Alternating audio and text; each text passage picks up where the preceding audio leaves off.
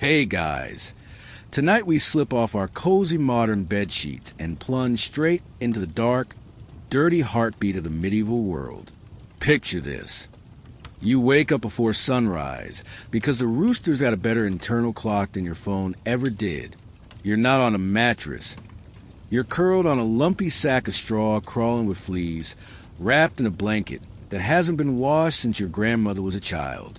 Smoke fills your lungs before your eyes are even open because your home, like most in this time, has no chimney. The cooking fire smolders all night for warmth, and now your throat is raw and your nose stings. Outside, the streets are mud, urine, spoiled vegetables, and the occasional goose that honks as if it owns the place. Welcome to your glorious medieval morning. You probably won't survive this. So, before you get comfortable, take a moment to like the video and subscribe, but only if you genuinely enjoy what I do here. And hey, where are you watching from tonight? Let me know your city and local time in the comments. Now, dim the lights, maybe turn on a fan for that soft background and let's ease into tonight's journey together. You blink against the pale dawn light, sneaking through a wooden shutter that doesn't quite close. It's cold. Your breath fogs in the air. There's no insulation, and your thatched roof has a charming little leak that hasn't dried since last week's rain. The chickens scratching just outside the door are louder than your last alarm clock, and the rooster's been crowing for what feels like hours. You sit up, spine stiff from sleeping on straw, and immediately swat at something on your leg. Was that a flea? A lice? A friendly rat? Honestly, it could be all three. You stumble outside in your shift, a simple linen sack you sleep in. Everyone does. Your neighbors are already awake, pouring slop into the road and calling after pigs or children. It's hard to tell. The smell hits you next. A dense stew of human waste, animal waste, yesterday's fish, and something mysteriously sweet, which is always a bad sign. You're technically in a town, but sanitation isn't really a thing. If you're lucky, there's a cesspit nearby. If you're not, the alley behind your home is doubling as one. Here's a fun historical fact. Most medieval towns didn't have proper sewers. Waste was tossed into the street or open trenches called kennels. Town officials might post signs forbidding it, but no one listens. Because what else are they going to do? Historians still argue whether some cities truly tried to enforce hygiene, or just gave up by noon. As you slosh through the sludge toward the public well, you notice how eerily communal everything is. Privacy? What's that? The baker's already got his oven smoking, and your neighbor waves from her bucket bath in the shared courtyard. You nod awkwardly, shielding your eyes, and realize your own bath will involve either freezing river water or a cloth wiped down in the corner of your one-room house. Spoiler, hot showers won't exist for centuries. And no, lavender oil doesn't count. You pass a tavern still buzzing with last night's stragglers. There's always at least one guy passed out in a puddle of ale and regret. Inside, the floor is straw-covered to soak up spills and worse, and the air smells like pickled onions and unwashed socks. You're not even going in. You're just trying to get to the market. But the path curves around an open tannery pit, raw animal skins curing in lime and urine. That smell? Unforgettable, and not in a good way. Curious tidbit. Medieval tanners often use dog urine and pigeon droppings in their curing process. You pass one muttering, "Fresh dung's best dung," and you sincerely hope he's joking. He's not. You finally reach the town square. Vendors are setting up stalls. Fishmongers slapping eels onto wooden planks. A butcher hawking half a pig's head. And a woman with a cart of onions who's already yelling at a customer. Commerce begins early. Sunlight is precious. And so is time. Most people wake before dawn and finish by dusk. If you're a peasant, daylight is your paycheck. And there's no overtime when you're tilling frozen soil with a wooden plow. Suddenly, bells ring out from the church tower, a single thunderous clang that vibrates in your bones. Time here is measured in religious hours, matins, lauds, prime, and so on. Everyone knows them by sound, not clock. The clang jolts you until you realize that's the entire point. It's a call to order, to labor, and to worship. And everyone listens, because not listening to get you accused of, well, anything from sloth to Satanism. Your feet are already caked in mud. Your hands are chapped from cold. Your back aches, and it's not even 7 a.m. A kid runs by, barefoot despite the frost, chasing a runaway duck. You notice he has only one eye and a permanent limp, probably from an untreated infection or an accident no one could afford to treat.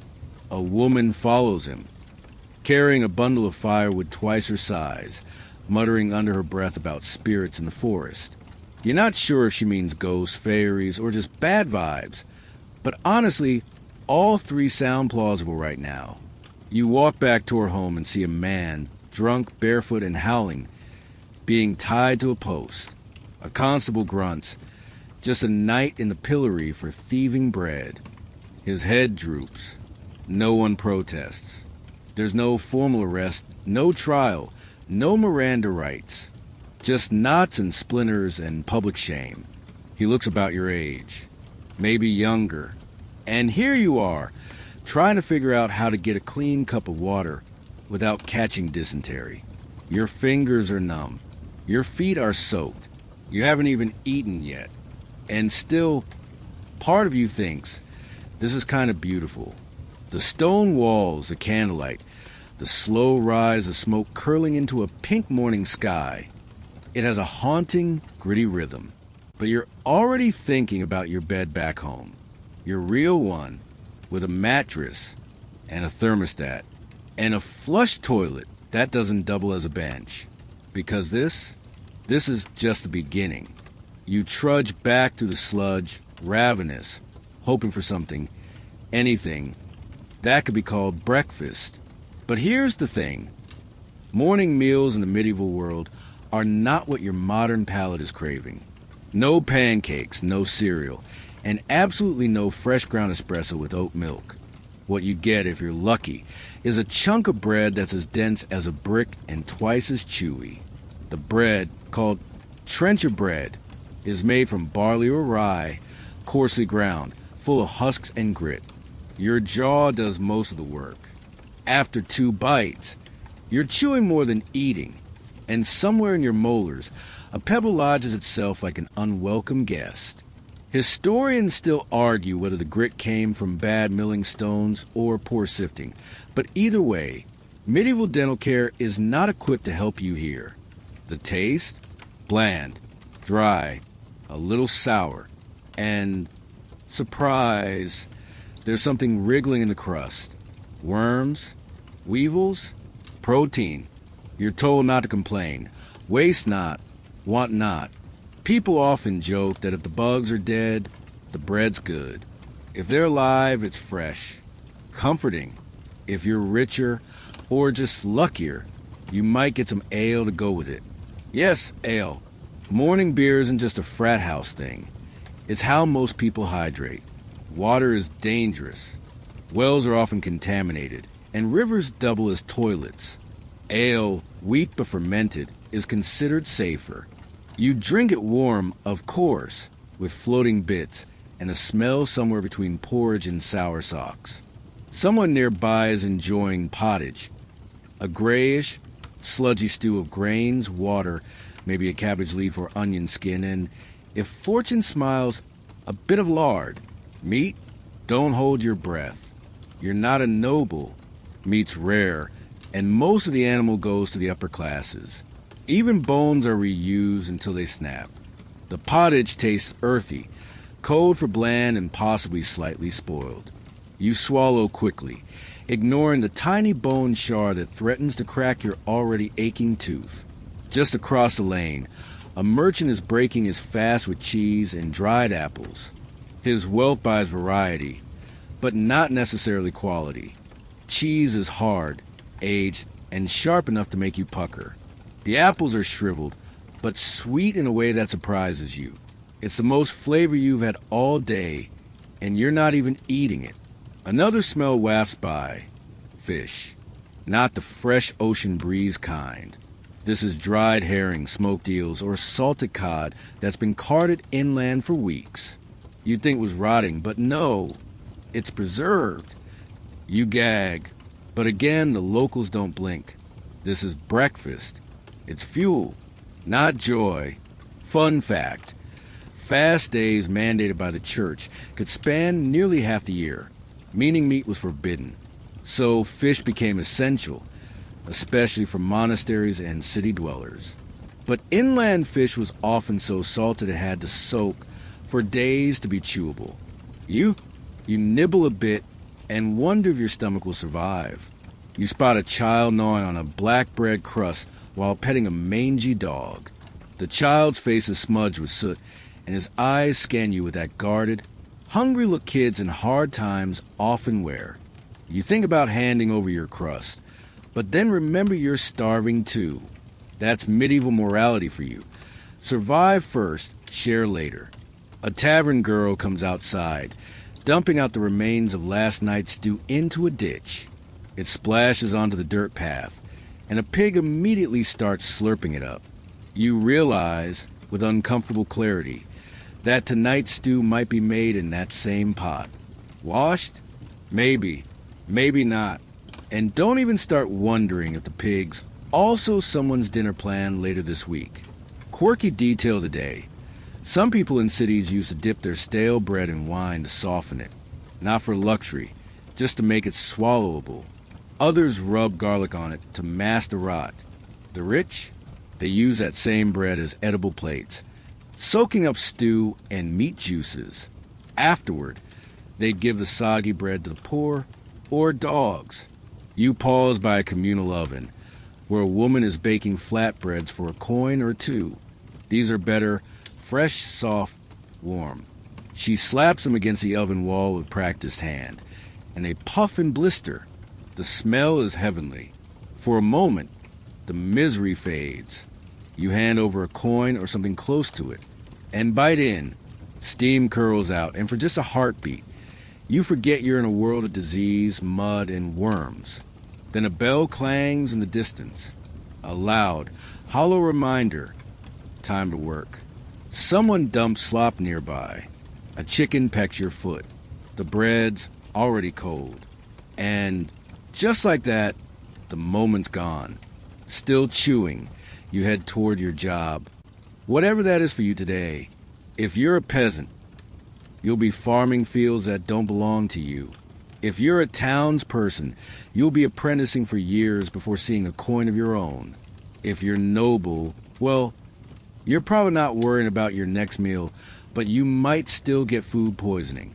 Historians debate whether the medieval diet was nutrient-rich or nutritionally disastrous. On paper, peasants ate better than we imagine. Lots of grains, legumes, cabbage, leeks. But that's if the harvest was good. If not, people ate bark. Yes, bark. You wonder what kind of breakfast that makes. Crunchy? You glance at a flock of geese being driven through the road by a boy with a stick. He's whistling happy as can be. One goose breaks off, honking defiantly. It pecks at your leg. You flail, bread flying. The boy laughs. Your stomach is still empty. Your mouth tastes like dirt, and you're already late for work. It's going to be a long day. You wipe the crumbs and goose spit off your tunic as you head back home to get dressed. Although calling it getting dressed might be generous. You got exactly 2 outfits. Your working clothes and your church clothes. Both are itchy, smell vaguely like moldy straw, and haven't seen soap since, well, ever. The shirt is coarse linen, yellowed from sweat, stained from mystery substances, and hand-stitched by someone with more haste than talent.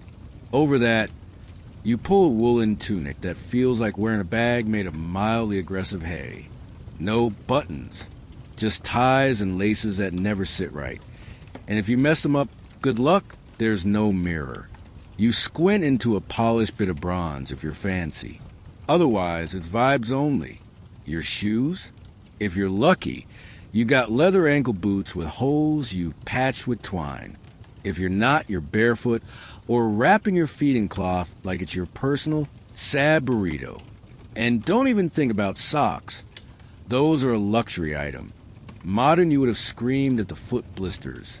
For men, dressing is fast but cruel. That scratchy tunic, full of flea eggs.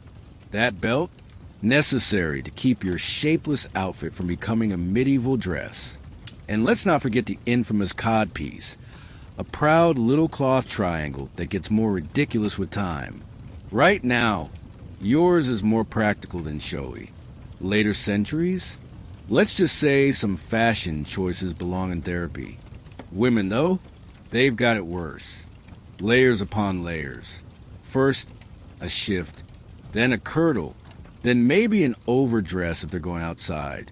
All of it bound together with laces, ties, and zero elasticity. And under all that, a linen coif or headscarf, because exposed hair is scandalous, unless you're unmarried, and then it's just mildly eyebrow-raising. Fun historical fact. Medieval clothing wasn't colorless. Despite the mud and grime, people loved colors, if they could afford them. Dyes came from madder root, woad, and even crushed insects. Bright reds and purples were expensive, reserved for nobility. You're wearing dirt brown, the peasant palette of choice. You tug at your tunic collar. Something itches. Probably lice. You won't know for sure until they start biting. Medieval people didn't understand germ theory, but they definitely understood scratching. Itchy head might be spirits, or just the fact that no one bathes. Your neighbor yells at her son for stealing her comb, not because it's precious, it's with carved teeth, but because it's her only line of defense against the infestation party living in her scalp. She shakes it at you like a warning. Let's not forget hygiene. You might splash your face with cold water, maybe wipe your armpits with cloth soaked in vinegar. Deodorant? Nope. Soap? If you're lucky, lye base and smells like wet ash. Most people cover the stench with herbs, lavender, sage, even rosemary. You're basically a walking stew. Quirky tidbit. Some folks use crocodile dung as face masks in earlier periods. Hello, ancient Egypt. But in medieval times, a mix of lead, vinegar, and egg whites was a go-to skincare for pale, pure complexions. Historians still argue whether lead-based beauty products directly contributed to some women's illnesses, or if people just happened to drop dead at 35 for unrelated reasons. You strap a pouch to your belt and grab your cloak. It's wool too, thick and heavy, good for warmth, awful for rain. It soaks up water like a sponge, weighs you down like guilt. It smells like every damp winter since your birth. If you're a tradesman or a craftsperson, you don a special apron, maybe tuck tools into your belt. If you're a servant, you're wearing livery, colors of your master, complete with a crest you better not stain. If you're noble, you're wearing silk imported at a cost that could feed a village. But even nobles aren't safe from the lice. Velvet doesn't kill bugs. And then there's the underwear or lack thereof. Most people don't wear what you'd call underwear. Some men wrap themselves in braids, loose linen shorts tied with a string. Women, a long shift doubles as underwear and nightwear. Hope you weren't expecting anything breathable. You wrap a bit of cloth around your head, maybe a hood if it's windy, and step outside, adjusting your belt knife. Yes, knife. Everyone carries one. It's a utensil, a tool, and if need be, a very poor excuse for self-defense. You're not armed so much as dressed. Dangerously. The streets are bustling now. You pass a butcher who's ankle-deep in pig's blood, apron streaked with gore. He winks. You nod. The smell makes your eyes water. A tanner strolls by, hand stained permanently brown, skin cracked from lime exposure. You hear someone laughing about it. How tanners always reek, even at their own weddings. Then, a group of nobles passes on horseback, their cloaks clean, boots polished, and faces smug behind thin veils of scented powder. Everyone bows. You do too, slower, because your back is already sore. Their horses are better dressed than you. One of them snorts, at you or the road, it's unclear, and the stink of manure follows them like perfume. Even your belt pouch isn't safe. You got a few pennies, maybe a hunk of cheese, and a clove of garlic. For flavor, sure, but also superstition. Garlic wards off illness. Supposedly, you'll need all the warding you can get. You pass a beggar with no shoes, his foot wrapped in burlap, toe poking through. He sings a bawdy rhyme about noblemen's breeches and the fleas that hold court there. People laugh. It's funny because it's true. Finally, you arrive at your assigned place, be it the market stall, the blacksmith's forge, or the Lord's manor kitchen, and the first thing someone says is, "You're late." You want to answer, but something's crawling on your neck. You scratch, sigh, and mutter, "Just another day in paradise." You get to work before your shadow does, because in the medieval world, the sun is your only timekeeper, and it waits for no one. There are no alarm clocks, just a church bell or the rooster, and both are aggressively punctual. If you're late, you're not reprimanded. You're docked pay, shamed publicly, or worse, replaced. You're reminded of this when your neighbor's apprentice is already scrubbing stones, eyes puffy with sleep and resentment. Your job, if you can even call it that, depends heavily on where you've landed in this bizarre rerun of history. If you're a peasant, your life is dictated by the land. You don't own it. Some lord does. You're just borrowing oxygen near it. You hoe, sow, reap, and repeat. The soil's more familiar than your own reflection. And remember that bread from earlier? You're the reason it exists. Congratulations. You're part of the barley supply chain. If you're in town, you're probably apprenticed. That means you work long, unpaid hours under the watchful eye of a master who calls you boy. Even if you're 28, you sweep floors, stoke fires, carry buckets, and occasionally get to touch the tools you're learning about. Think internship, but with more burns and less coffee. Today, you're working with a cooper. He makes barrels. Very glamorous. Your job is to shave wood into staves, which sounds easy until you realize the wood is green. The tools are dull, and your back is already muttering rude things about your life choices. Still, barrels are in high demand for wine, fish, ale, even pickled eels. Yes, eels. Because nothing screams medieval delicacy like something that looks like a wet sock with teeth. A scholarly debate still lingers over whether medieval apprentices were abused or simply toughened up. The evidence suggests a bit of both. Corporal punishment was common. Your master carries a switch, not for decoration.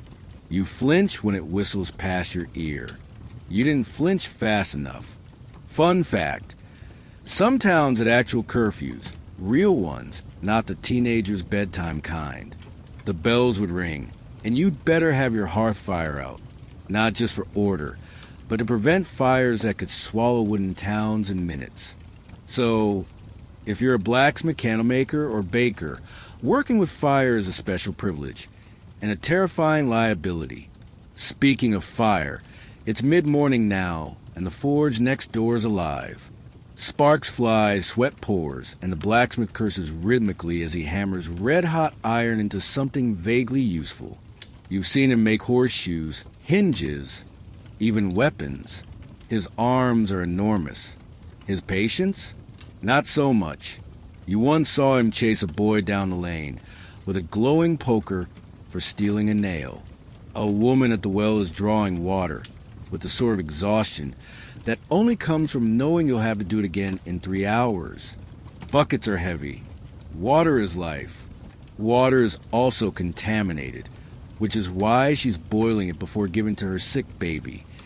Even though she doesn't understand bacteria exists, she just knows what happens when she doesn't. Your hands blister from the rough stave you're shaping. You'd complain, But the last apprentice who whined got a mouthful of sheep dung and a day chained to the post outside the tavern. Public shaming is the HR department here. Lunch? That's generous.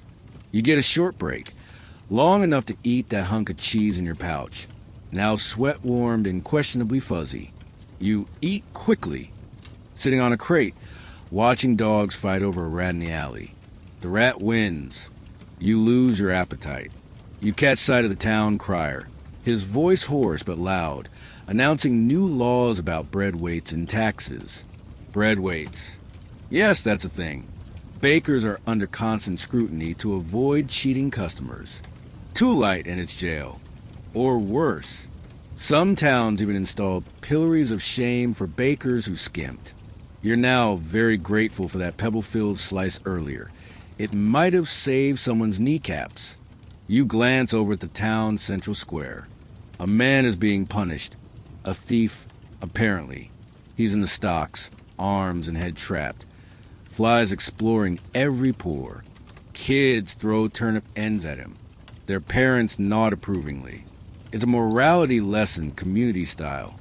You shiver. You once stole a figure. You're never stealing again. It's afternoon now. Your back hurts. Your hands sting. You haven't sat down properly in hours. But the work continues. Everything takes longer without machines. Barrels aren't made in a day. Bread isn't baked in 30 minutes. And that brick oven? You build it with your bare hands, then light it with a flint and prayer. Quirky detail. Some medieval workers believed in work songs, chanting rhythmically to stay in sync or distract from the pain. You hum one your master taught you. It's catchy, but the lyrics are nonsense. Something about dancing goats and ale. Honestly, it helps. The wind picks up. Dust swirls. Someone coughs. A deep, hacking sound that echoes off the walls. You step back. Illness spreads fast in these tight quarters. No one understands microbes, but everyone knows to avoid the sick. Too bad most people are always kind of sick. By late afternoon, the sky darkens prematurely. Rain's coming. You cover the woodpile, close the shutters, and get ready to walk home. Your master grunts approval. That's the medieval version of a raise. You pass the market again. A fishmonger is packing up. His cart reeks of brine and scales. His hands are stained and cracked. You hear him muttering about taxes. Or maybe ghosts. Hard to tell. Ghosts are a part of daily life here. So is superstition. People hang iron charms, toss salt over shoulders, and refuse to walk certain alleys after dark. Historians still argue whether these beliefs were rooted in folklore or fear-based coping mechanisms. Either way, you avoid the alley too, just in case. You reach your hovel, calling a house would be generous, and open the crooked wooden door. It groans like your knees. Inside, it's dim, smoky, and smells like wet sheep. You don't own any, but your neighbor does, and the wall's thin enough to share livestock ambience. You collapse onto your straw mattress. It crunches. Something crawls. You don't care.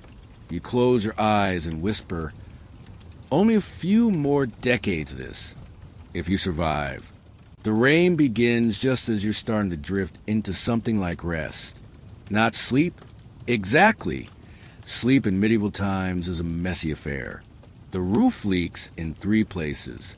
One of them is directly above your feet. You shuffle straw, pull the scratchy wool blanket higher, and pretend you're dry. It's a lie, but a necessary one. Your dwelling is a one-room special. No privacy, no insulation, no plumbing.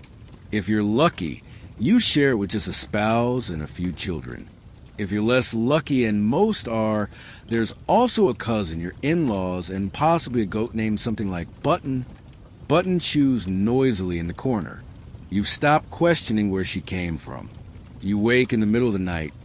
Not once, but several times. Why? Because segmented sleep was normal. People often slept in 2 phases. A first sleep a midnight waking period used for prayer, talking, or other things, and a second sleep. It's not insomnia, it's tradition. Unfortunately, your waking period consists of scratching bites and adjusting your position to avoid the damp spots. The wind howls outside. Something thumps against the wall. Probably a shutter, possibly a witch. Superstition runs deep here. That's why you keep a bundle of dried herbs over the door, why there's a horseshoe nailed sideways on the beam, and why the town priest keeps muttering about unclean dreams. You're not entirely sure what that means, but you nod solemnly when he says it. Come morning, Button has left you a gift, right in your only pair of shoes. You try to ignore it as you step out into the mud. Rain has turned the roads into a slop that sticks to everything. You do that medieval tiptoe, more of a sideways trudge, to avoid sinking. Doesn't work. Your foot is immediately baptized in something unpleasant. Bathing, of course, is rare. Not because people like being dirty, but because water was feared, especially warm water. It was believed to open your pores and make you vulnerable to illness. Public bathhouses existed, yes, but they were usually shady places with more syphilis than soap. You, like most, bathe infrequently, and when you do, it's in a barrel or the river. You hope the upstream tanner isn't working that day. Fun historical fact. People used to think bad smells cause disease, miasma theory. That's why your neighbor burns bundles of rosemary in a clay pot. Doesn't do much for your lungs, but it masks the outhouse, which is a hole in the ground surrounded by woven reeds. Not exactly a spa. You haven't brushed your teeth, because that's not really a thing yet. At best, you chew mint or rub your gums with a twig. Your breath could melt pewter. Everyone else's could too, so it cancels out. You try not to yawn near anyone anyway. Your day's first task is hauling water. Again, always with the water. It's heavy, awkward, and somehow manages to splash everything except what you want wet. Your shoulders ache already, and the cold has stiffened your fingers. Arthritis in your 30s? Totally normal, especially if you've worked since you were old enough to stand. You nod to the miller as you pass his wheelhouse. He's lucky.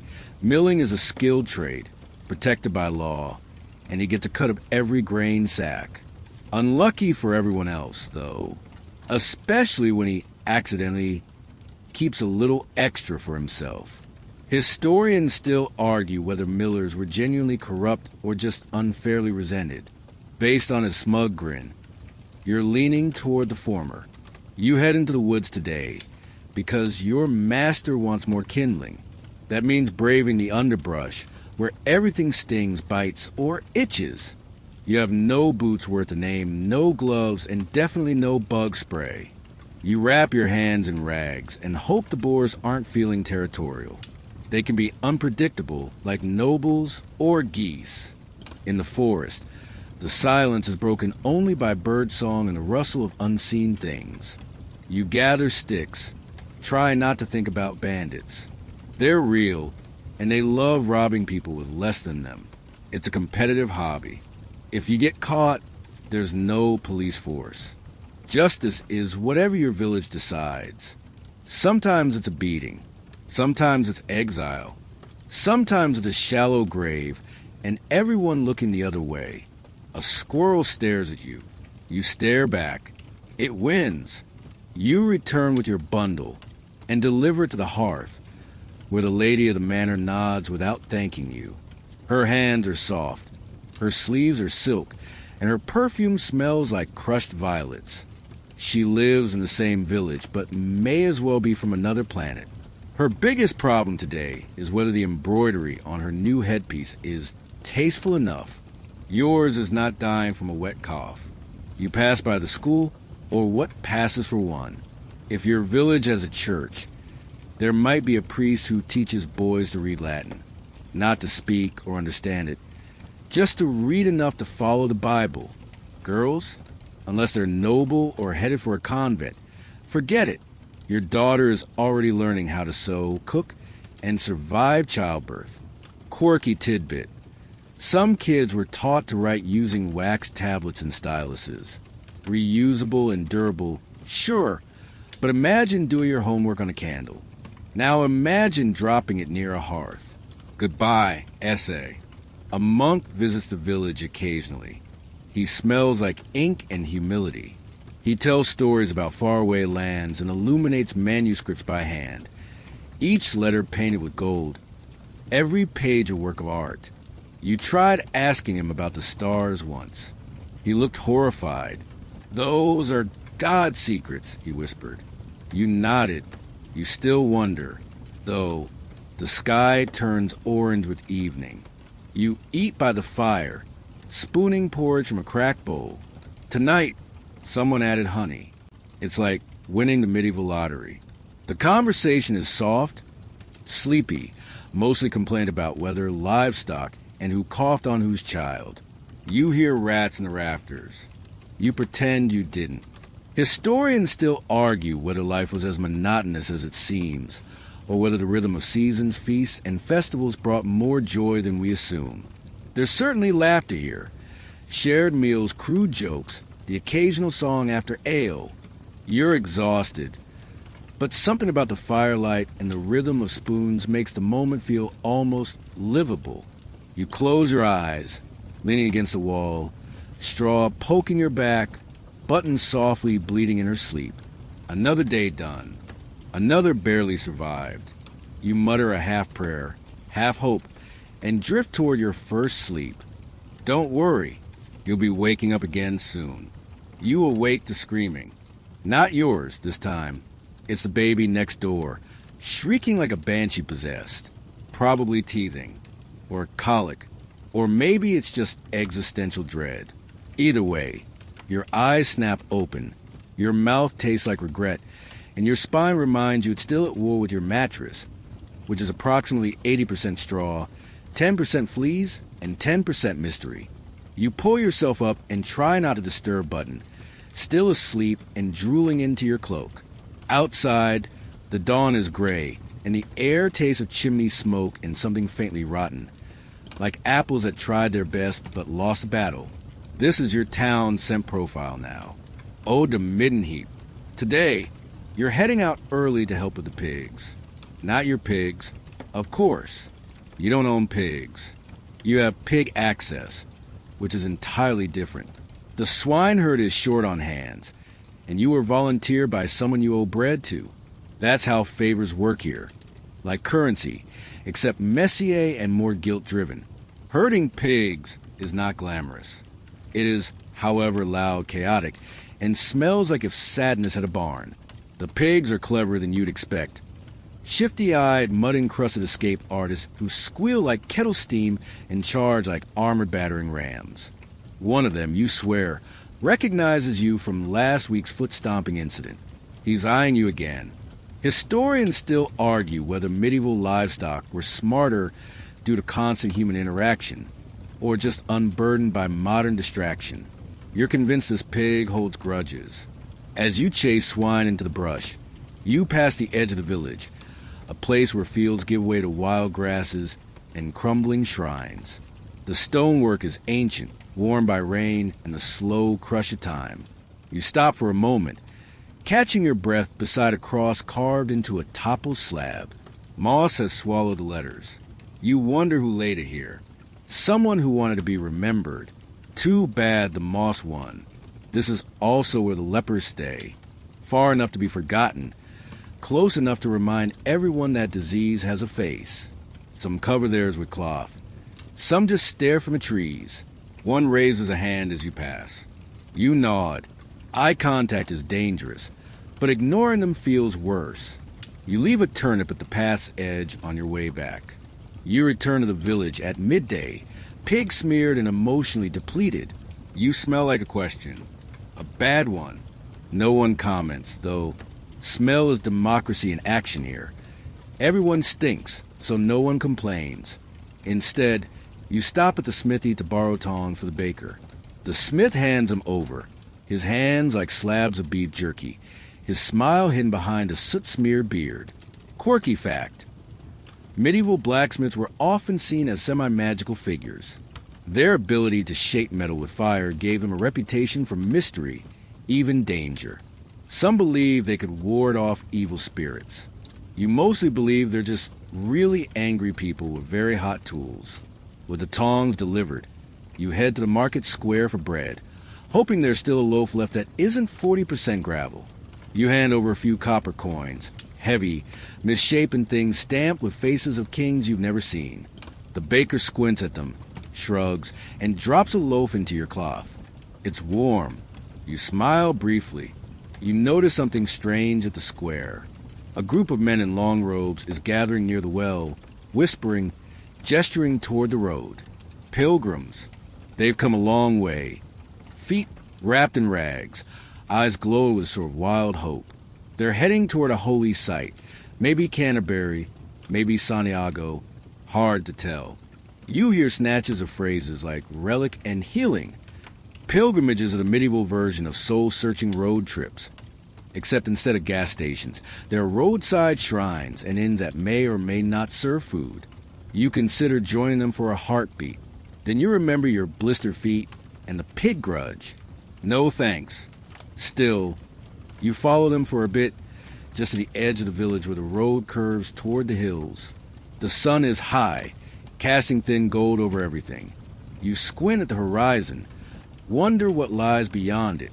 Wonder, briefly, if you were meant for something other than firewood and chores. But then a shout pulls you back.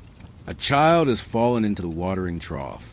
Again, you sigh and trudge over to help. You hoist him out, dripping and grinning, snot mingling with mud. His mother thanks you by smacking him and scolding both of you for existing. It's a strange moment. You're cold, wet, tired, and somehow amused. This is how time passes here. Not in grand events, but in tiny, clumsy episodes stacked like lopsided bread loaves. By late afternoon, you're roped into helping dig a drainage trench. You do not recall volunteering. You do not recall having a choice. The soil is stubborn, the spade older than you, and the trench shallow, very shallow. A chicken walks through it and looks unimpressed. You pause to stretch your back and catch sight of the old manor house at the hill's edge. Stone walls, towers, banners. The Lord lives there, a man you've only seen twice, both times from a distance. His horses were shinier than your dreams. The manor is guarded by men in quilted armor and bored expressions. One of them scratches his neck under a helmet like he's reconsidering every decision that brought him to this point. Historians still argue whether medieval knights were more chivalrous ideal or brutal enforcers.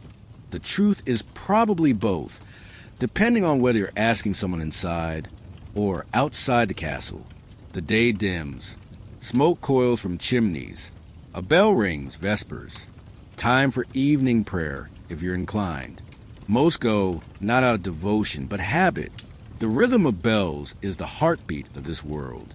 Time marked not by minutes, but by masses and meals. You stop by the church not to pray, but to sit in silence for a moment.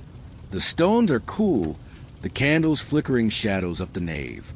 A woman kneels in the front pew, her face buried in her hands. You don't ask. You don't need to. On your way home, a boy tosses a stick at your head. He laughs, runs. You chase him, laughing too. It's brief, breathless, ridiculous. For a moment, you're not a mud-soaked peasant in a doomed century. You're just a person, running under a purple sky, heart thudding like a drum. You return to your hovel with sore legs and damp clothes. Dinner is a weak stew, and a slice of cheese you don't question. You curl up near the hearth, the flames painting everything in tired orange. Somewhere outside, someone sings.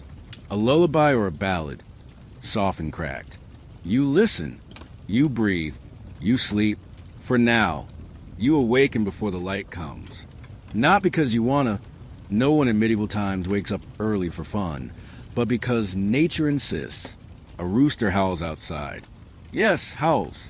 It's a uniquely terrible sound, like a trumpet being stepped on by a donkey. Button stirs beside you, bleats once, then returns to sleep. You envy her profoundly. The air is colder than usual this morning. You can see your breath curl in the dark like tiny ghosts escaping. The fire's gone out. Of course it has. You pull your cloak tighter around your shoulders and make your way outside, clutching a flint and steel to your chest like sacred relics. Outside, the world is soaked in mist. Pale tendrils of fog snake between cottages, cloaking everything in eerie silence. The ground squelches beneath your feet. Cold mud hugging your ankles with great affection. A sharp wind slaps your face. It smells of ash and something vaguely unpleasant, possibly cabbage. Today, you're heading to the manor field for harvest. Not your fields, obviously. You're working them for the local lord, who owns roughly everything you've ever touched, seen, or dreamed about. The harvest must be brought in quickly before the weather turns. This is not optional. Feudal obligation is the polite term. Do this or we take your cow is more accurate. You arrive to find a dozen others already there. Sacks slung over shoulders, backs bent in that familiar shape all medieval peasants share. The eternal apology to gravity, posture. You greet them with a nod, rubbing warmth into your hands. The tools are crude, sickles and flails that look more threatening to you than the wheat. Today's mainstream fact. The manorial system meant peasants were tied to the land. You weren't exactly a slave, but freedom is relative when leaving town without permission could cost you your life, or worse, your right to share in the harvest. You belong here, whether you like it or not. Your job is threshing, beating grain out of its stalks.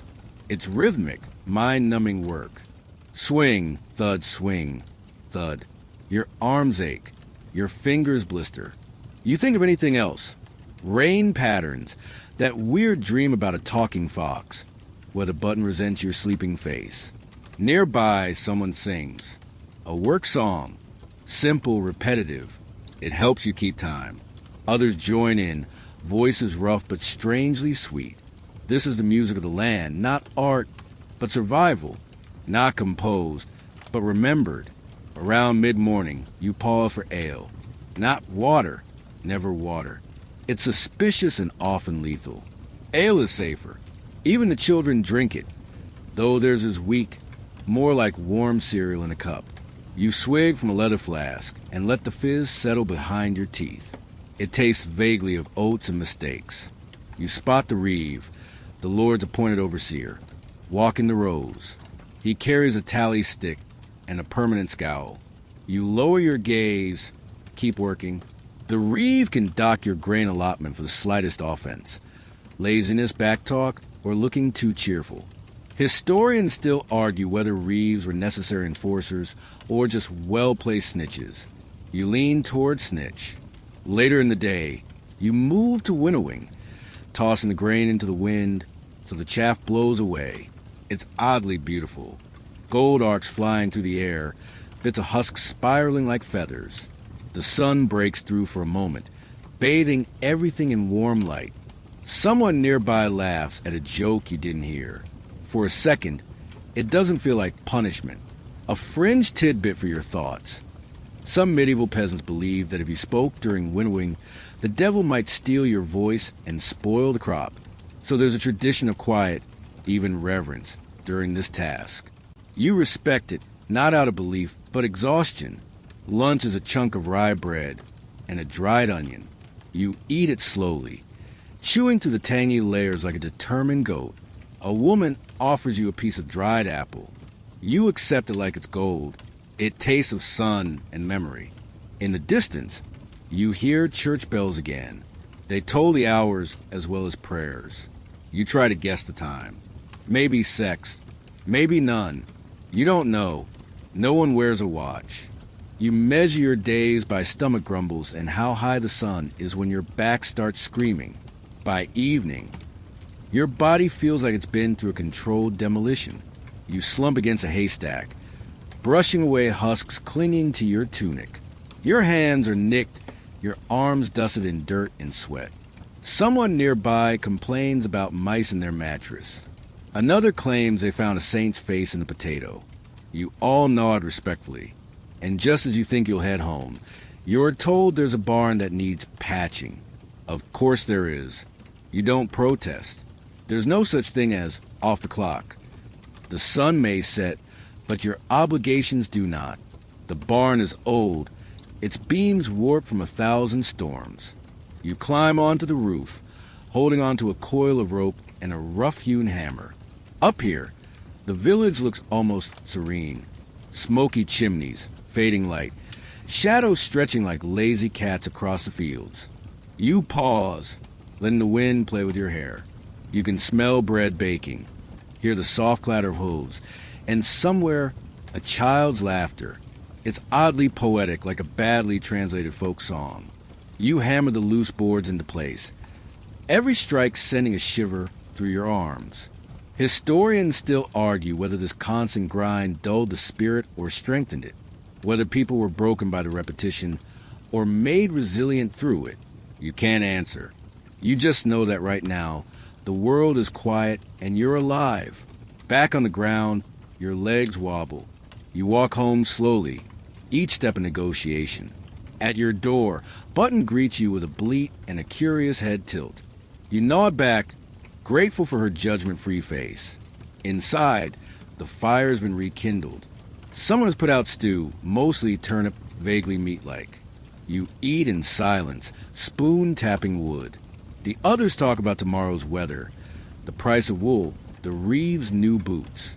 You listen, half present. Later, you lie down on the straw mattress, pulling your blanket tight. The sky outside is black velvet pierced by stars. You count a few before your eyes close. Somewhere a dog barks. Somewhere a bell tolls Compline. You breathe deeply, your lungs aching with the memory of dust and cold air. You sleep with the smell of harvest in your hair. Another day survived. The next morning brings rain. Not a soft, romantic drizzle, but a proper, sideways, wrath of God type of downpour. You wake to the sound of water smacking your roof like an army of angry drumsticks. The straw above you leaks in 5 different places, which wouldn't be so bad if one of those places wasn't directly over your face. You sit up, wet and annoyed, and briefly question all your life decisions, including the one where you time traveled into a century that considers waterproofing a luxury and indoor plumbing a sorcerer's lie. Button is dry, of course. She's curled up in the one patch of the hovel that never leaks, which you suspect she claimed in a prior life through some sheepy blackmail. Outside, the mud is up to your ankles before you've even stepped off your doorstep. The path through town has become a river of muck and human regret. You shuffle forward, squinting into the rain, as the world turns to one giant, soggy blur. Today, you're helping with the tannery work. Why? Because the tanner is short-handed, and your name came up in a very unfortunate conversation at the alehouse last week. This is a low point, and if you thought pigs were bad, you're in for a treat. Tanning hides is, frankly, revolting. There's no elegant way to say this. First, the animal skins must be soaked in water to loosen hair. Then they're scraped clean, often with knives so dull they feel more like blunt statements. Then comes the fun part. Soak in the hide the solution of urine and lime, or worse, fermented dog dung. You heard that right. You are literally elbow deep in filth that has been processed by dogs. And you thought your hands couldn't get dirtier than threshing grain. Mainstream fact of the day. Urine was actually collected from chamber pots and even purchased from townsfolk for use in tanneries. It contains ammonia, which helps in loosening fat and hair from animal skins. Quirky, disgusting, but chemically accurate. The smell is the force of nature. It punches you in the face and then sits on your chest like a smug goblin. You try to breathe through your mouth, but that just means you can taste it now. You glance at the tanner, who seems completely unfazed, casually whistling as he dunks another hide into the pit of horror. You think about running. Briefly, then you remember your rent is due, and you still owe the baker half a sack of oats. So instead, you keep scraping. You work beside a boy named Will, who is missing 2 front teeth and claims to have once seen a night cry. He's oddly chipper for someone whose job is to handle dead animal skins soaked in biological nightmares. He tells you stories to pass the time, most of which sound wildly untrue, but you nod along anyway. At one point, he says, "Did you know the Romans used to bathe in this stuff?" "Not exactly, but close." You shudder. Historians still argue whether medieval folk believed that filth protected them from disease, he continues, or they just didn't have any better options. You silently vote for both. After hours of scraping, soaking, and gagging, you're allowed to step away to eat. You retreat behind a tannery, where the rain has eased slightly. Lunch is cold turnip mash with a chunk of hard cheese that tastes like it once witnessed something traumatic. You eat it all anyway. To lift your spirits, Will shows you a pair of gloves he made from goat hide. They're surprisingly supple and actually smell faintly of herbs. He soaked them in rosemary water. He says, "Keeps the stink away," he winks. You make a mental note. If you survive today, you're adopting rosemary as your new religion. Work continues into the afternoon. By now, your arms ache. Your back is threatening rebellion, and your fingers have absorbed so much foul liquid you're fairly sure they become sentient. You stare at a half-scraped hide and feel your soul begin to leave your body. And then a commotion rises from the main road. You hear voices shouting, feet pounding, and a scream that jolts your heart. You run toward the noise, boots squelching through mud, breath catching in your throat. A thief, they say, caught trying to steal from the manor stores. You arrive just in time to see the poor soul, barefoot, soaked, and terrified, being dragged to the square by 2 guards. His face is a mask of fear, but it's his hands you focus on. One is missing 2 fingers. You realize he's been caught before. You ask what will happen to him. No one answers. They don't need to. Medieval justice is swift and rarely gentle. Stocks, lashes, branding. Sometimes worse. The crowd watches, not with cruelty, but with the hollow eyes of people who've seen this before and know they might be next. You think of the bread you once stole, the look the baker gave you. You swallow hard. Historians still argue whether such public punishments deterred crime or merely brutalized communities into silence. You look around and think it's definitely both. The rain starts again, heavier this time. The crowd disperses like steam back into doorways and alleys. You linger a moment longer, then return to the tannery, where the smell has somehow intensified. You think it's because of the wet. By evening, you're done. Or rather, the tanner tells you to leave before you faint. You nod, grateful, and trudge home. Every inch of you is soaked, stinking and emotionally scraped raw. At your hovel, Button greets you with what might be alarm. You can't blame her. You smell like something a dragon might sneeze out. You change into your least filthy tunic and wrap yourself in your cloak. Then sit by the hearth, hoping the flames will burn away the memory of the day. You think of Will and his gloves, the rosemary, the thief, the stink that clings like sin. And you realize something. Medieval life isn't just brutal because of the work or the hunger. It's the relentlessness. The way the days stack atop each other like soggy straw. Never dry, never clean, never easy. You eat what little is left of your dried apple from yesterday. You savor every bite like a gift. Because today, survival is a reward. As you lie down, Button curls beside you. You close your eyes to the sound of rain on thatch. Your breath shallow, your stomach quiet. You're still here. Barely. You wake up coughing. Not the polite, throat-clearing kind. This is deep and wet, the kind of cough that rattles your ribs and echoes with alarming finality. The hovel is damp. The air hangs thick with mildew and wood smoke, and every breath tastes like ash and mold. You're not sure if it's just a tannery stench lingering in your lungs, or if something darker has taken hold. You pull your blanket tighter, but it's no use. You're sweating, even though the morning air has a chill of something trying to seep inside you and stay forever. Button bleats and noses your arm. clearly unimpressed with your sudden frailty. You try to stand. The world tilts. You sit back down. Welcome to medieval illness. You didn't eat anything weird. You didn't fall off a roof. But your body has simply decided today is not the day for functioning. Maybe it's the ague. Maybe it's catarrh. Maybe it's the infamous flux. No one knows. No one ever knows. Mainstream fact. Germ theory doesn't exist yet. People believe illness comes from bad air or humors be out of balance. Blood, phlegm, yellow bile, black bile. You might be too damp or too hot-blooded. The solution? Leeches, or a potion made of garlic, vinegar, and literal eyeballs. Pick your poison. Literally. You drag yourself to the village healer, not a doctor. Those are rare, expensive, and mostly hang out in monasteries or castles. No.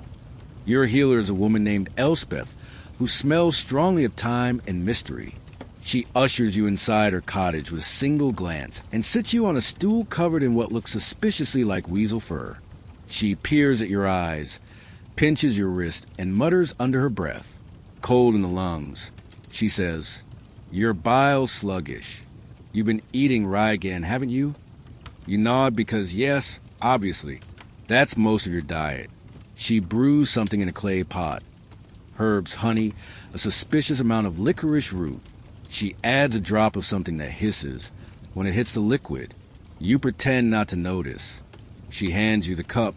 It tastes like angry soup, but you swallow every drop.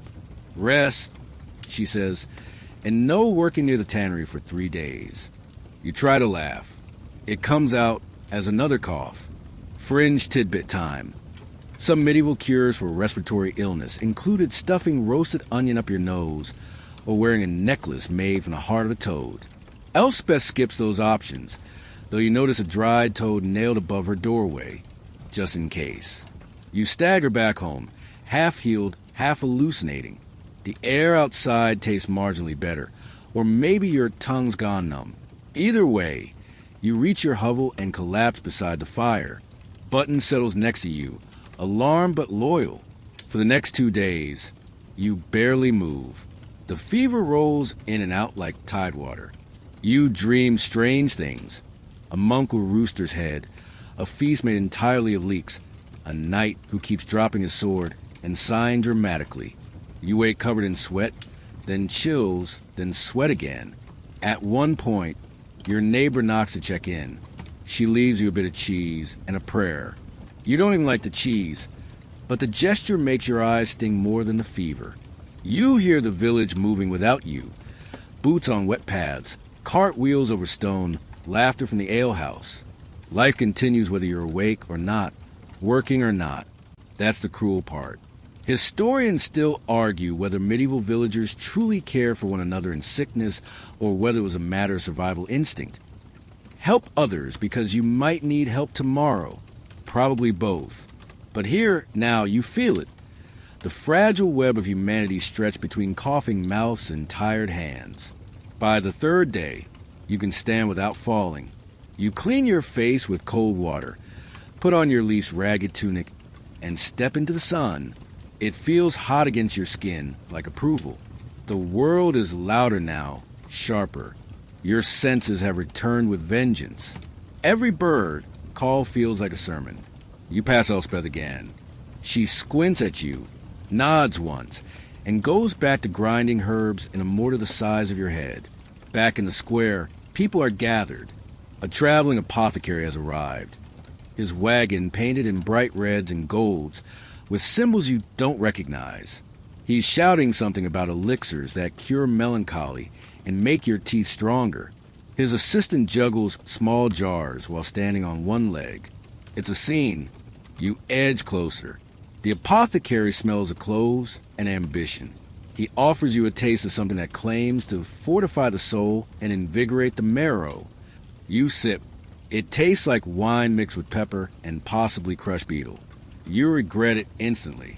Still, for a coin or two, he sells small vials of tonic, pouches of dried lavender, and one item labeled snake oil, guaranteed real snake. You don't buy anything. You've had enough mystery fluids for 1 week. You return to your daily chores cautiously, cleaning tools, boiling water, collecting wood. Everything feels slower now, heavier. Your body remembers a fever and holds its breath. That night, you lie awake a while longer than usual. The air is clear. Your chest doesn't rattle. Outside, the frogs are singing, their low calls vibrating to the dark like lullabies. You survived again. But now you understand the truth. In medieval times, it isn't war or famine that will get you. It's not knights or kings, or even a reeve. It's a cough, a cold that lingers too long, a fever with no name. No one sings ballads for those who vanish quietly beneath a blanket of straw, lungs full of fog. But tonight, you're not one of them. You pull your cloak tighter and drift into sleep. Tomorrow waits. You wake before dawn to the low clang of a bell. Not a church bell.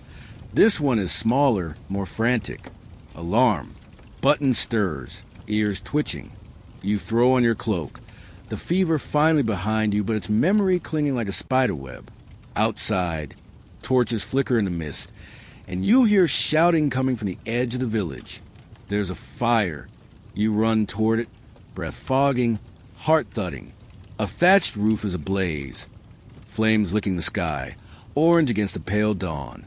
Villagers form a loose chain, passing buckets from a well. It's chaos. Shouting, coughing, the wet slap of water against wood. You grab a bucket. It's heavy, awkward, cold. You toss water, grab another, toss again. It's not your home burning, but in a medieval village, someone else's loss is still your problem. Because fire spreads. Fast. Especially when everything is made of timber, straw, and hope. Mainstream historical fact. Medieval towns were incredibly vulnerable to fire. Open hearths, wooden buildings, and no fire departments made even a small flame a potential disaster. Cities like London burned often, sometimes completely. One errant candle, one rogue cooking pot. And that's it. Luckily, today, the fire is controlled. Barely. The house collapses into smoldering ruin, but the adjacent buildings are saved. No one dies, but one family loses everything. They stand in shock, soot-covered, possessions charred and nothing. A woman sobs over a ruined loom. Her husband just stares. You help where you can. A bit of bread, a blanket. Someone offers their barn for shelter. It's not a lot, but it's what you've got. Button even nuzzles the youngest child. A moment of comfort in a day that smells like smoke and sorrow. And that's the thing about medieval life. It's not always spectacular suffering. Sometimes it's just endurance. A quiet helping hand. A night with nothing left. You return home exhausted. Smoke clinging to your skin. You rinse your face in cold water, thinking of the family whose fire became everyone's burden. But the day isn't over. Not even close. You're summoned to the fields. Again. This time, it's sheep shearing season. You arrive to find rows of sheep looking mildly alarmed. Farmers crouch for shears, and the pungent aroma of wet wool and lanolin thick in the air. You're handed a sheep, not instructions. Just a sheep. The first thing it does is poop on your boot. The second thing it does is kick. You're off to a great start. Sheep shearing is a tedious dance. Coax, grip, snip, avoid biting. Your fingers cramp after a few passes. You nick the skin once and feel terrible, but the others shrug. It happens, says a boy who looks 12 but has arms like tree trunks. They'll live. Fringe fact. In some places, sheep shearing was a community event with songs, cider, and competitions for the fastest shearer. Here it's less festive, more itchy. You're covered in flecks of wool, sweat, and questions about your life choices. And yet, the rhythm of it grows on you. Snip, shift, snip again. You start humming. One of the older men joins in. A song you don't recognize but feels older than the fields themselves. It's comforting, communal, human. You think about how everything in this time revolves around the seasons. Lambing, planting, harvesting, shearing. Life is cyclical. governed by sun and soil and the moods of sheep. It's kind of poetic if you squint past the manure. By mid-afternoon, your hands are raw, but the flock looks lighter, literally. One sheep, now bald and smug, trots away like it just visited a medieval spa. Button watches jealously. You break for food, oat cakes and beer. A child hands you a sliver of apple and says thank you. You feel oddly proud, even if your back feels like it's been kicked by a saint.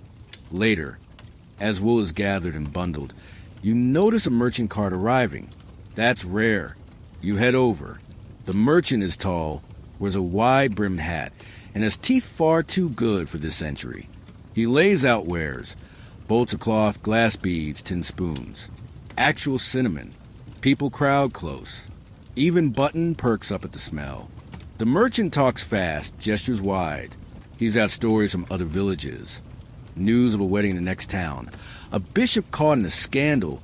A wolf seen in the eastern woods. Then he says it. Plague in the south. Bad one. They've shut the roads. The air stills. You feel it, don't you? That tightening in your chest. Not the fear of fire or war or wolves, but something smaller and more terrifying. Something you can't see. A sickness that travels faster than carts. Faster than fear. Historians still argue whether villagers truly understood contagion or they just followed instinct. Avoiding strangers, lighting fires to purify the air, blaming witches or wandering beggars. Either way, plague news spreads like fire. The merchant's cart suddenly seems too close. People step back, hands twitching. The priest mutters a prayer under his breath. You look at Button. Then you look at your hands. You only just recovered from your own fever. And now, the merchant leaves with fewer sales than usual. People start disinfecting their homes with rosemary and smoke. You overhear someone talking about fleeing to the woods. Another mutters about rats. Another blames foreigners. You head home before sunset. The door feels heavier. That night, you light your fire early. The warmth doesn't help.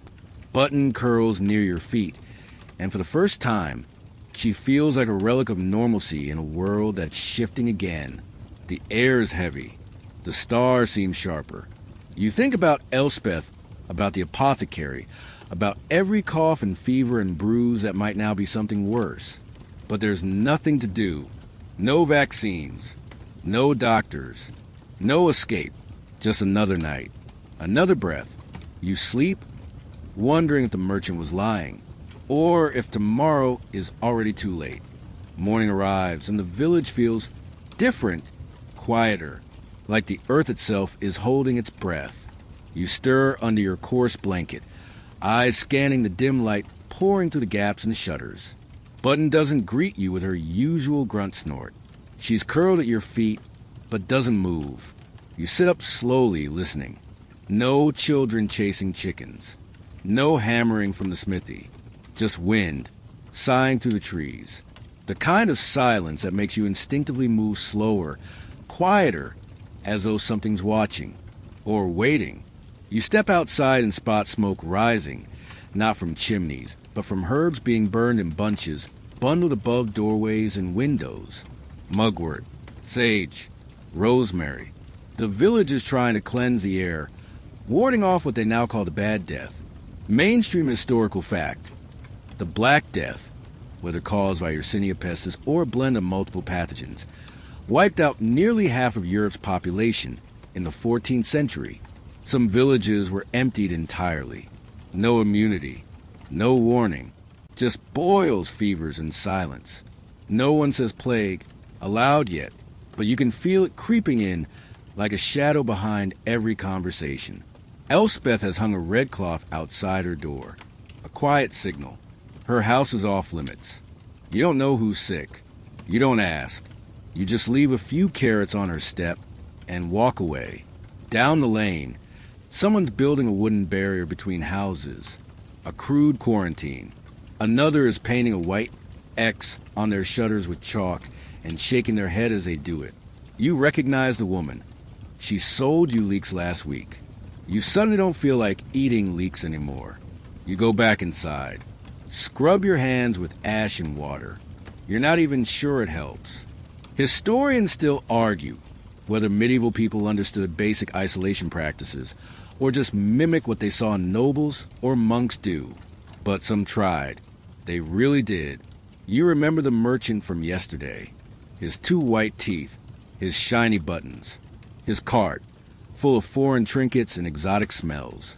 You hope, faintly, that he was lying about the southern villages, or exaggerating.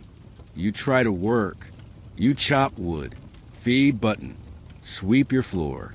But the world is different now. You can feel it in your bones.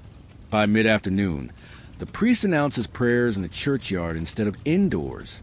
Too risky, he says, though he never says why. You attend anyway, standing in the fog with 30 others, each giving one another wide, uneasy space. He leads a prayer for the sick, the dying, the already dead. No names, just blank placeholder for lives unraveling in cottages nearby. And then he says something chilling. Confess now while breath is still yours. You try to laugh it off later, but the sound catches in your throat like a fishhook. You pass the alehouse and see a note nailed to the door, closed until safe, which probably means forever. The younger kids still play, but they're watched closely, parents calling them back at the first sign of a cough. You walk past a stream where villagers now wash clothes wearing scarves over their mouths, as if the very air is venom. One woman is crying into her shawl. You don't ask why. You stop by the carpenter's shop. He's building more coffins and benches now. You ask if he needs help. He doesn't look up, just nods. You spend the next hour sanding wood that will soon carry someone you might know. Someone who might have fed you, scolded you, danced once during harvest. The air smells like cedar and fear. Fringe fact. Some desperate medieval communities tried flagellant rituals, public displays of self-whipping to purge sins and beg for divine mercy. You haven't seen that yet in your village, but the mood is ripening for it. That night, Button doesn't eat much. You boil garlic in milk and sip it, remembering Elspeth once said it pulls the badness down. You're not sure where she meant it pulls it to, but you'll try anything. You light a candle. Whisper a few clumsy words that might be a prayer. Or a spell. At this point, you're not picky. Sleep comes hard. Every creak in the beams sounds like a footfall. Every rustle outside feels like a soul leaving. You wake up 3 times, heart racing, unsure what startled you. When the rooster crows, it sounds less proud, more tired. The next morning, you wake early and find the village square nearly empty. A few carts stand abandoned. Smoke curls from fewer chimneys. You hear a bell tolling softly, once then again. Not a fire bell this time. A funeral bell. You walk to the edge of the village where a shallow grave is being dug. No coffin, just a wrapped shape. A priest, 2 men, 1 woman, all standing silent. You don't ask who it is, because you don't want the answer. Button presses against your leg, warm and real. You stay for the burial. It's short, no song. Back home, you feed Button extra. Sweep again. You hang a sprig of thyme in the doorway. You boil vinegar in a pan and breathe the fumes, tears running down your face. Not from sadness, just a sting. You tell yourself it's working. You think of letters, but you can't write. You think of running, but there's nowhere safer. So you stay. You live. You sweep. You stir garlic into everything. You avoid crowds. You cough into your sleeve. Because that's survival, isn't it? Not grand heroics. Not sword fights or dramatic speeches. Just choices. Tiny ones. And tonight, the candle still burns. Your chest still rises. Button still snores. You're still here. For now, you wake to the low sound of hooves. Not many, just 1 or 2, but measured, deliberate.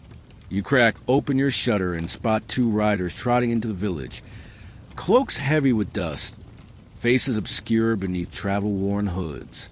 They aren't merchants. They aren't priests. And worst of all, they aren't smiling. You don't recognize them, and that's the problem. In this time, strangers mean trouble. At best, they bring news. At worst, swords, taxes, or disease. You throw on your cloak and slip outside. Others have gathered too, hanging back in wary clusters. The riders stop in front of the priest's house and dismount. One pulls back his hood. A herald, the kind employed by lords to deliver decrees, collect levies, or announce the coming of war. His parchment is sealed with wax the color of dried blood. He reads aloud. You don't catch all the words, but phrases pierce through. Quarantine, sealed roads. Anyone fleeing without writ will be seized. The crowd shifts. You grip Button's collar more tightly. Mainstream historical fact. During outbreaks, medieval villages were often locked down entirely by royal order. No one in, no one out. Some towns even boarded themselves up voluntarily, like the village of Eam in 1665, sealing their fate to protect others. A few villagers protest, but there's no arguing with royal seals. You're trapped now. Whatever comes, you'll face it here, with garlic water, whispered prayers, and that stubborn hope that maybe, just maybe, it'll pass over your house. After the heralds leave, the priest calls for a meeting near the common barn. No one sits. Everyone standing, arms crossed, faces pale. You're officially a closed community now. You'll survive or perish as one. Elspeth appears, thinner, pale but upright. You want to hug her, but settle for a nod. She nods back. The cloth over her door is gone. That could mean improvement, or that her household ran out of hope. There's talk of digging a new grave pit farther from the village. The carpenter volunteers. You do too, because you're too afraid not to. The grave pit is uphill near the line of twisted ash trees. The soil here is rocky, unwilling. You shovel in silence, thinking of all the things you never thought you'd do. Shear sheep, dodge bandits, boil your own urine to treat fever. Yeah, Elspeth swore by it. The wind picks up, cold, damp. You taste rain before you see it. One of the older women murmurs a prayer against pestilence. Another spits 3 times over her left shoulder. You do the same. Why not? Fringe fact. Some medieval folk believed plague could be repelled by sound, church bells, cannon fire, or even loud wailing. One village reportedly hired children to scream at sunset each day. You imagine how Button would feel about that. Back home, you find Button digging by the hearth. She's pulled up an old root and seems smug about it. You let her have the win. You patch your roof that evening. It's not leaking yet, but it will. Everything in the village leaks eventually. Roofs, rumors, resolve.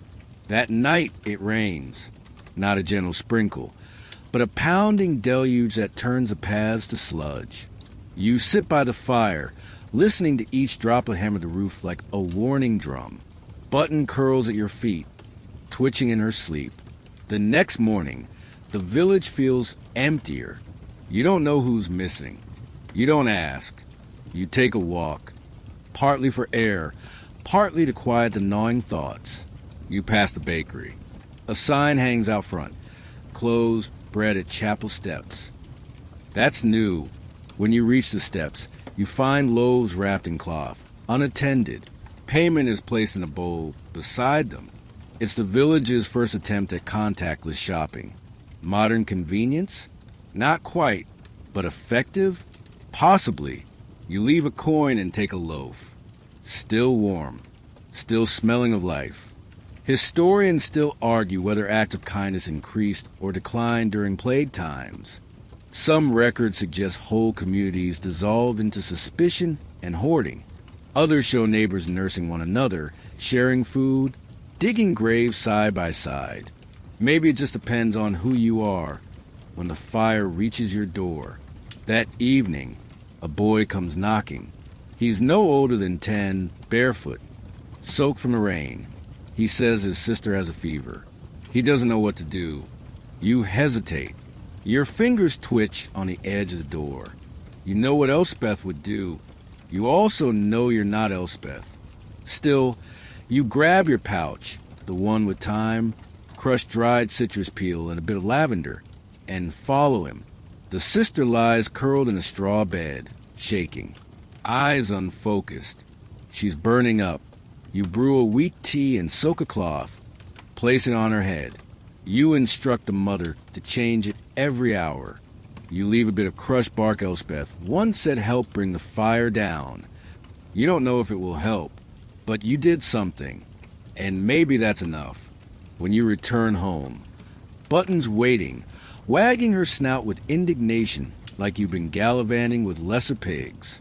You sit beside her, suddenly exhausted, not just in your bones but in your soul. How long can this last? How much more loss, silence, ritual, and risk? But you're still upright, still warm, still moving. You think of the boy, the sister, Elspeth. You think of the priest's words.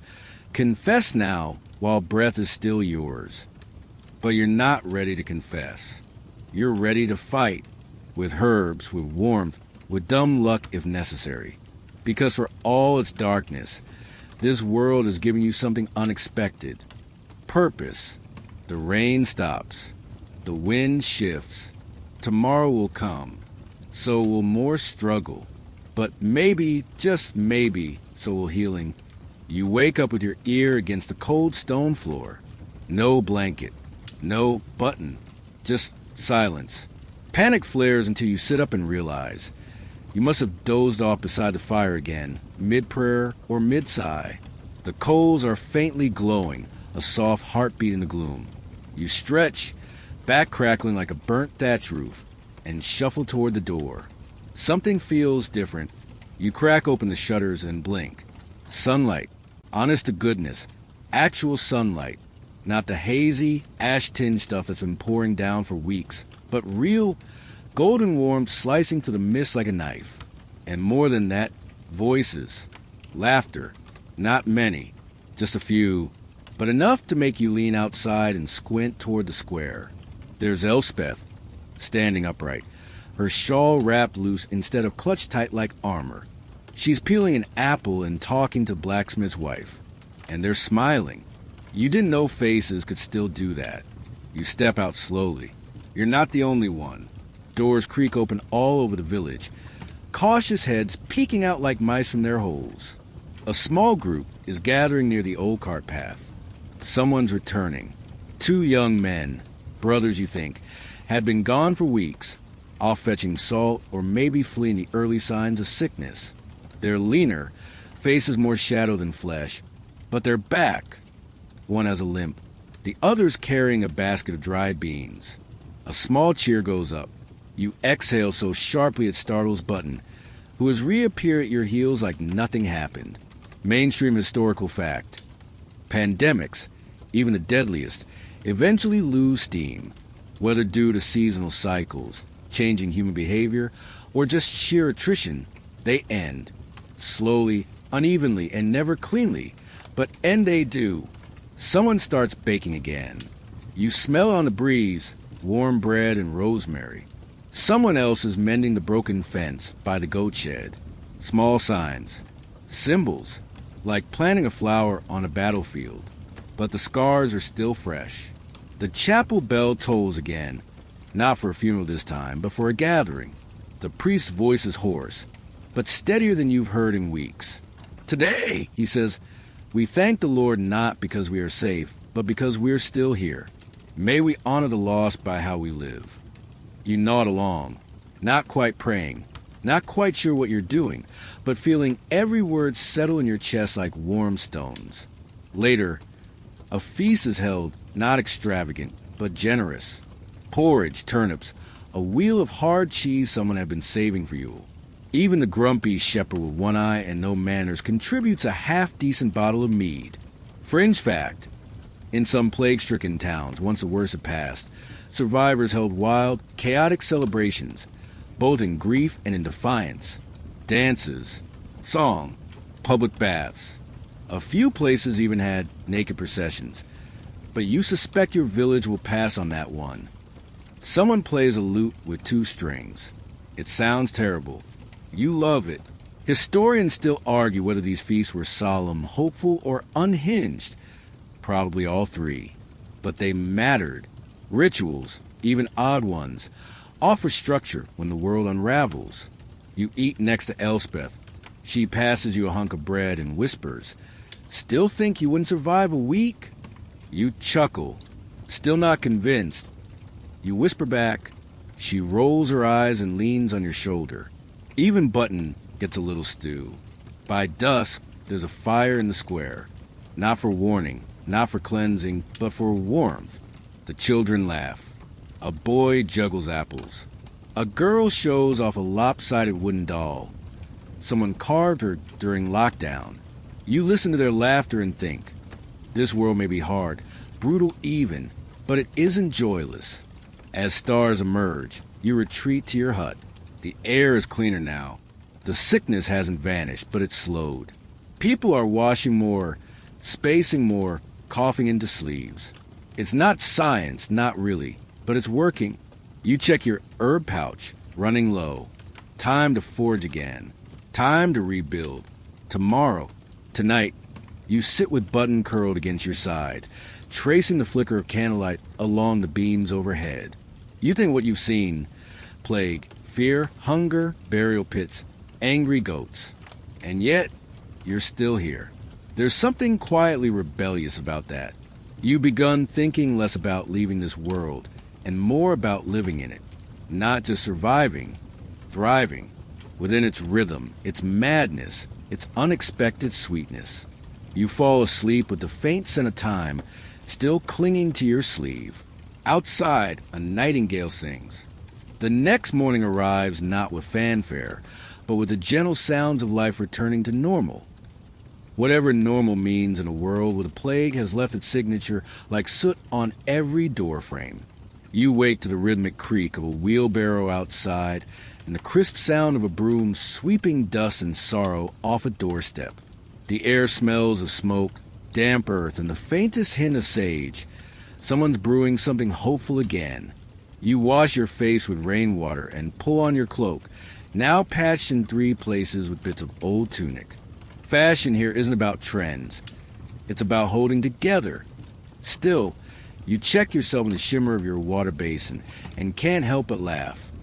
Somehow, despite every prediction, you're starting to look medieval too. You step outside, and the village is already moving. There's a rhythm to the day, chores done not out of fear, but purpose. You see Elspeth chopping onions near the communal pot, tears running freely, half from the fumes, half from who knows what. She glances up, snorts a little at your tangled hair, and tosses you a potato. You peel without protest. Mainstream historical fact. Post-plague life in the Middle Ages ushered in enormous societal shifts. With so many gone, labor became more valuable, serfs demanded better conditions, and wages rose in some regions. The collapse brought space, and strange as it sounds, opportunity. You see hints of that here. The reeve, once a strict collector of dues, is softer now, even helpful. He's mending roofs for elderly widows and accepting goods in place of coin. A few neighbors whisper that he smiles sometimes. Wild, new customs blossom. The weekly gathering, once a dry list of complaints and orders, now includes story sharing. Last night, the smith's apprentice told a tale about a dragon made of firewood and a pig who outwitted a knight. It ended with Button becoming an honorary dragon slayer. You don't correct him. Fringe tidbit. Pigs were occasionally brought into churches during plague times, either as part of symbolic rituals, or because someone misunderstood sacrificial offering and went rogue with their livestock. Either way, Button would probably demand a crown. You spend your days helping rebuild. There's a collapsed wall near the east field. You work beside the younger brother of the returned pair, the one with the limp. He doesn't speak much, but when he does, it's in strange, half-rhymed riddles. You like him instantly. At lunch. He shares dried cherries and tells you about a dream he had, that the plague was just a passing ghost, brushing its fingers along the living to remind them what silence sounded like. You chew your bread a little slower after that. Later, a group of children find a half-buried charm near the stream. Clay, shaped like a spiral. The priest says it's nothing. Elspeth disagrees. "Old magic," she whispers, pocketing it. "Older than this place. Maybe kinder." Historians still argue whether these charms are protection, protest, or just the work of boar hands. Some say they were gifts for fairies. Others say warnings to wandering spirits. Either way, it ends up hung above the chapel door the next morning. No one questions it. You begin carving spoons again in the evenings. It soothes you, the steady whittling. You even try one with a crooked handle for Elspeth. She calls it ugly but loyal. You take it as a compliment. Nights grow quieter in a peaceful way now. Instead of coughing, you hear murmured songs. Instead of distant wails, there's humming. Even Button snores a little softer.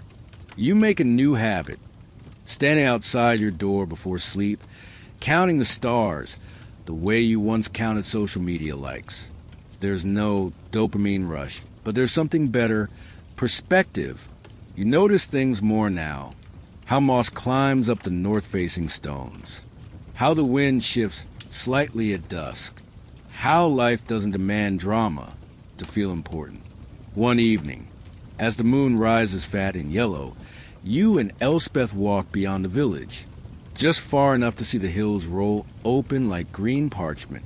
She tells you about her sister, lost during the early weeks of the plague. She was too kind, she says. Didn't know how to say no to a sick neighbor. You listen. You don't offer cliches. You just walk side by side, two ghosts who refuse to vanish. "I thought I was done," she says. "But here I am, still peeling onions." You nod, still catching pigs.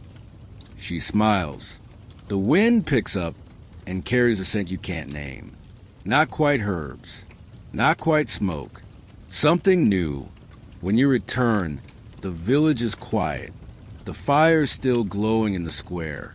Someone's left fresh bread on your doorstep. You break off a piece, share with Button, and watch the night stretch long and peaceful. The stars blink slowly overhead, ancient and unconcerned. Somewhere, a barn owl calls. And for once, you don't feel out of place. You feel exactly where you're supposed to be. You don't mark the exact day it happens. When the medieval world stops feeling like a punishment and starts feeling like a story you might choose to stay in. It sneaks up quietly, like the way the seasons shift without asking your permission. One morning, you're cursing the itchy wool and suspicious dew.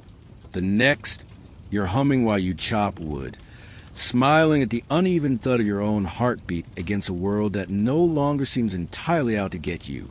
Of course, there's still bad days. There's the morning the butcher's daughter is found sick. People gather with silent dread. You hold your breath, waiting for the terror to return. But she recovers, slowly, stubbornly, like a weed cracking through stone. Elspeth spends her evenings at the girl's bedside, murmuring stories and pressing cool cloths to her brow. You lend herbs a charm, a spoon. The village watches and waits. And when the girl finally walks again, every pot in the square boils in her honor. Mainstream historical fact.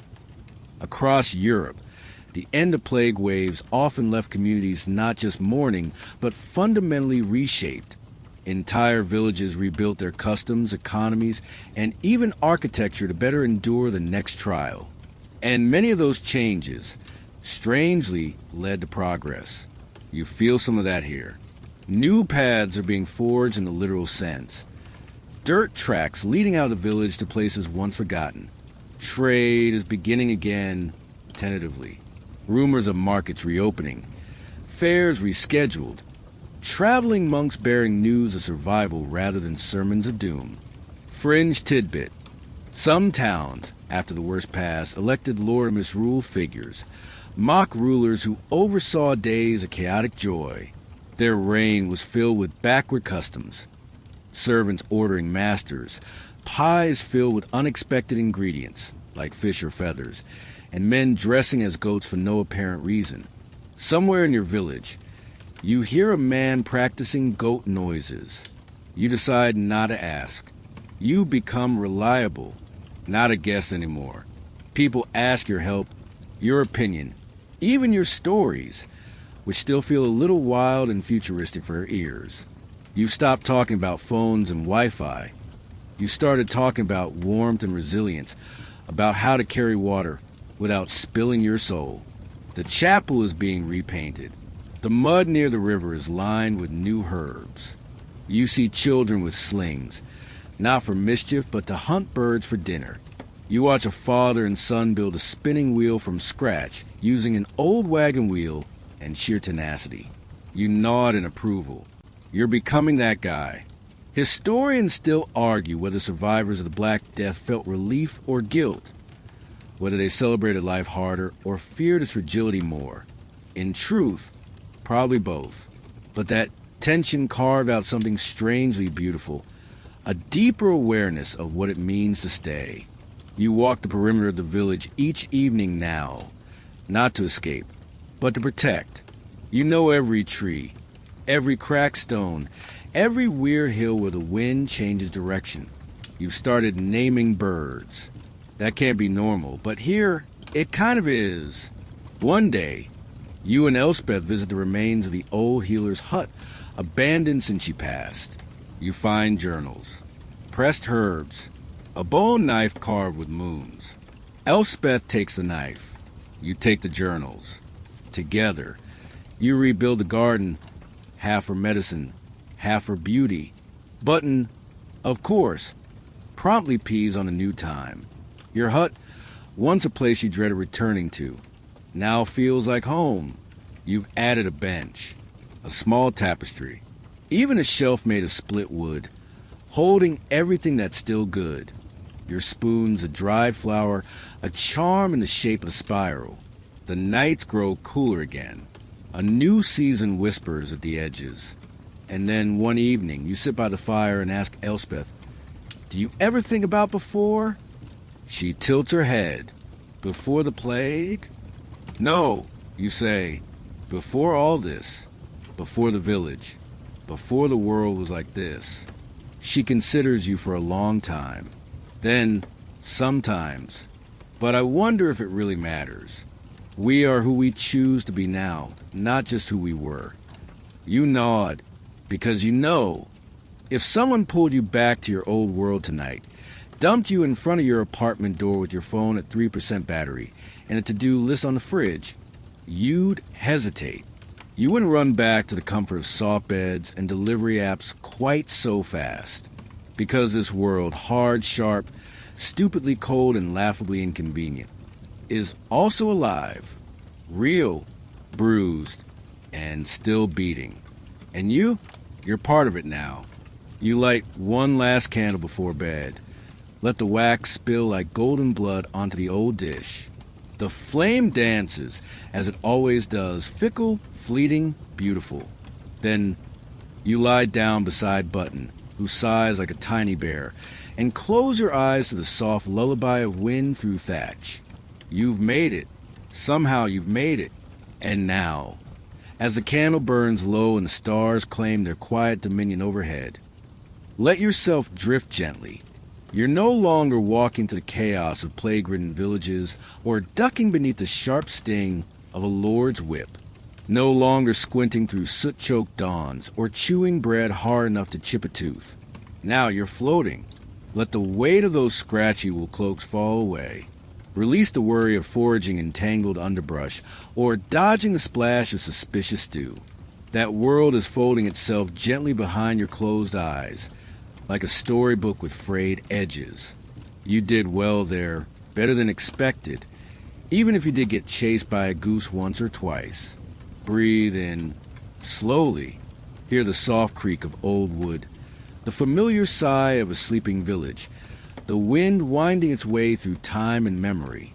And breathe out.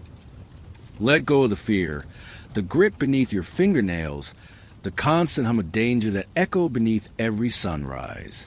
You are safe now, not because the world is soft, but because you are strong. Let your mind rest in the in-between, the quiet field where nothing is demanded of you and no one needs your answers, just your stillness. Let the echoes fade. You're here. You made it through medieval times. And for night, you don't have to last a second longer.